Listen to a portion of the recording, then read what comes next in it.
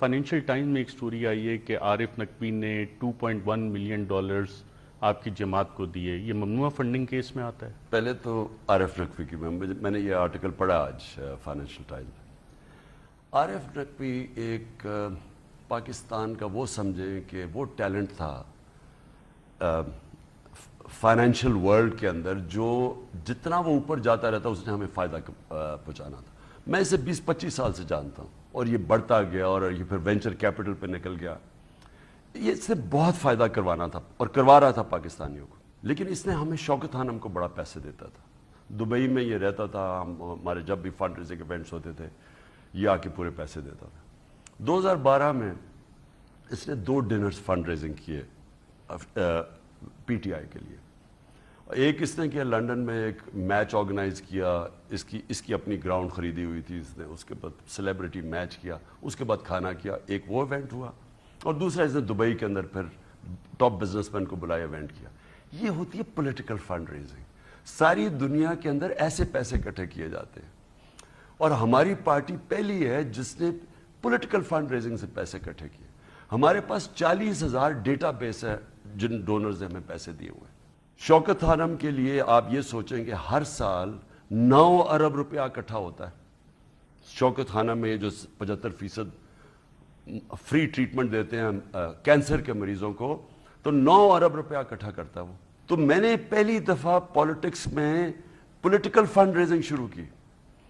اب ہم کیوں کہتے ہیں کہ یہ جو ابھی اس کے اوپر آتا ہوں عارف کے اوپر بھی, لیکن میں کیوں کہتا ہوں کہ Peoples Party, P M L N اور ہمارے اکٹھے فنڈ ریزنگ کے کیسز سنو. میں کیوں کہتا ہوں؟ کیونکہ مجھے پتا ہے ان کے پاس ڈیٹا بیس ہی نہیں ہے. ان سے پوچھے تو صحیح کہ آپ پیسے کیسے اکٹھے کرتے تھے. ہمیں انہوں نے کھڑا کیا.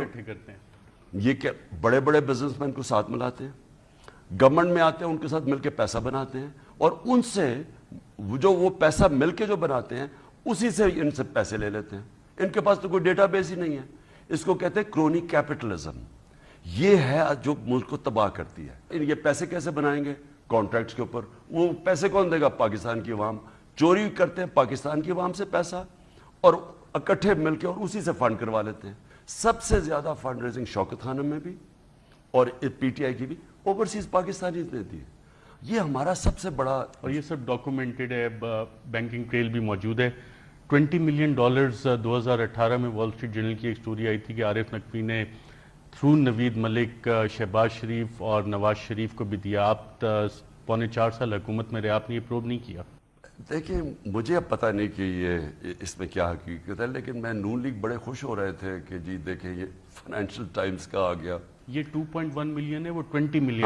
میں کہہ رہا ہوں یہ 2.1 ملین, یہ تو 2 ڈنرز کر کے اس نے ہم نے, اور بینکنگ چینل کے ذریعے پیسے آئے ہیں, ڈسکلوزڈ ہیں, ہمارے آڈیٹڈ اکاؤنٹس میں ہیں, یہ چھپا کے نہیں لیے.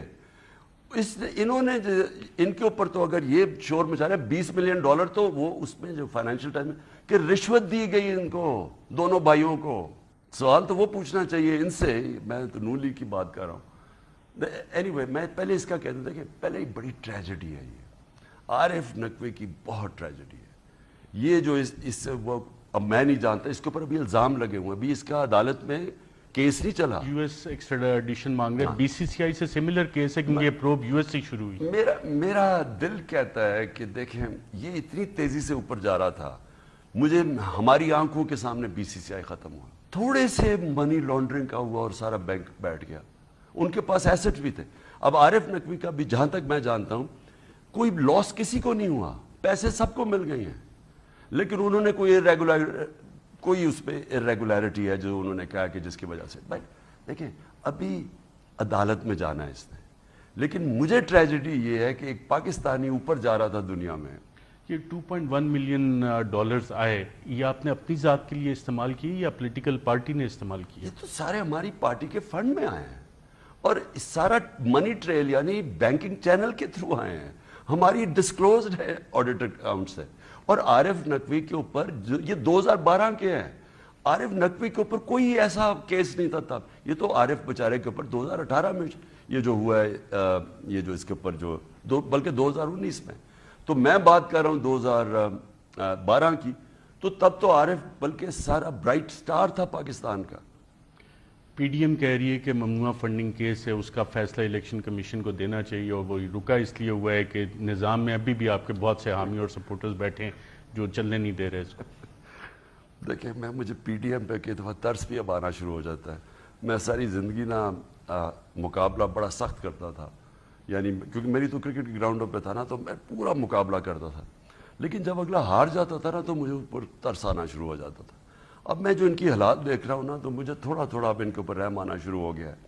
جس طرح کی اب یہ باتیں کر رہے ہیں، کبھی عدالت پہ اٹیک، وہ ان میں سے کوئی کہہ رہا ہے جی ہمیں یہ فوج نے پھنسا دی ہے، کوئی کہہ رہا ہے کہ فوج نے ہمیں کہا تھا نو کانفیڈنس کرو اور انہوں نے کروا کے اور ہمیں پھنسا دیا، کوئی یہ کہہ رہے ہیں کہ یہ سارا کچھ کیا تھا نو کانفیڈنس عمران خان کو اوپر لے جانے کے لیے۔ گھبرائے ہوئے ہیں، سمجھ ان کو آ نہیں رہی چیزیں، وہ کہتے ہیں نا انگریزی میں گراسپنگ ایٹ اسٹراز، چیزیں پکڑ رہے ہیں کہ کہیں جب ڈوب رہا ہوتا ہے نا تو ادھر تن کے۔ میں آج پھر سے ریکویسٹ کرتا ہوں، کیونکہ لیکن کوئی فائدہ نہیں الیکشن کمیشن کا، وہ اتنا جانبدار آدمی ہے، ڈس آنیسٹ آدمی ہے وہ ہم 3 سال سے عدالت نے کہا ہوا ہے کہ تینوں پارٹیز کے اکٹھے کیس سنو، عدالت کا حکم ہے۔ پی ٹی آئی کا بس آ رہا ہے کیس، فنڈنگ کیس، اب وہ فورن فنڈنگ بھی نہیں ہے، آپ کو پتا ہے انہوں نے اب کیا فورن فنڈنگ ایشو نہیں ہے اس کا، کوئی پروہیبٹیو فنڈنگ آ گئی، لیکن ان دونوں کا تو چیک کرو۔ میں آپ کو قوم کے سامنے کہتا ہوں، یہ مجھے ثابت کر کے بتائیں کہ ان کے پاس پیسہ آیا کہ پی ڈی ایم کہہ رہی ہے اس پہ تو پارٹی ڈسبینڈ ہو جائے گی، عمران خان کو ہم نااہل قرار دلوا لیں گے اس پہ۔ انہوں نے کوئی قانون نیا نکالا ہو تو میں جانتا نہیں، لیکن اگر عمران خان کو وہ سمجھتے ہیں نا اس کے اوپر کریں گے تو ان کی پارٹیز کو تو جیلوں میں ڈال دینا چاہیے جو ان کی چیزیں نکلیں گی۔ مجھے دکھایا ہے کہ ایک جگہ پارٹی کو نواز شریف نے منی لانڈرنگ کے لیے استعمال کیا، باہر سے پیسہ بھجوایا اور پھر اپنی جیب میں ڈالی، یعنی ان کی جو چیزیں نکلیں گی نا، ابھی پیپلز پارٹی کی آپ کو پتا چلے گا کہ انہوں نے امریکہ میں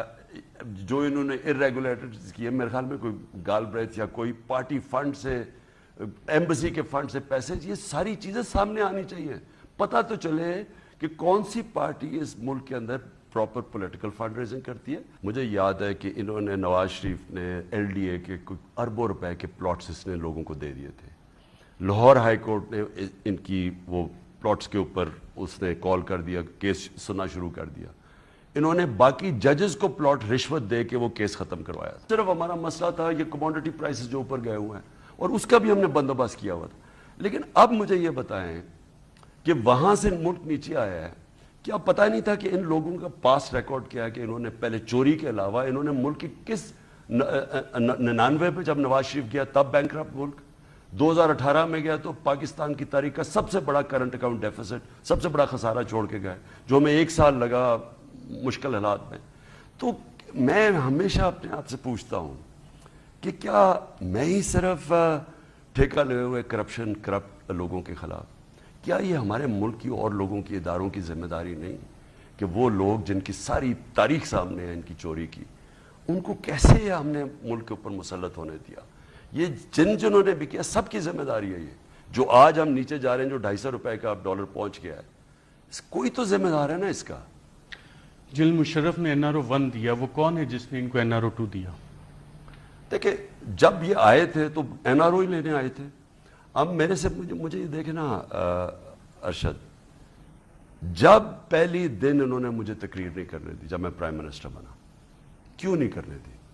میں نے تو بھی کچھ بھی نہیں کیا تھا، کیسز تو ان کے دور کے بنے ہوئے تھے، میں نے تو کوئی کیس نہیں بنایا۔ عمران خان کا خوف ہی بہت زیادہ ہے۔ نہیں، ان کو کیوں کیا تھا؟ باؤنسرز اتنی مارتے ہیں، ان کو پتا تھا کہ میں نے ان کو NRO نہیں دینا، تو پہلے دن سے میرے خلاف یہ ہو گئے۔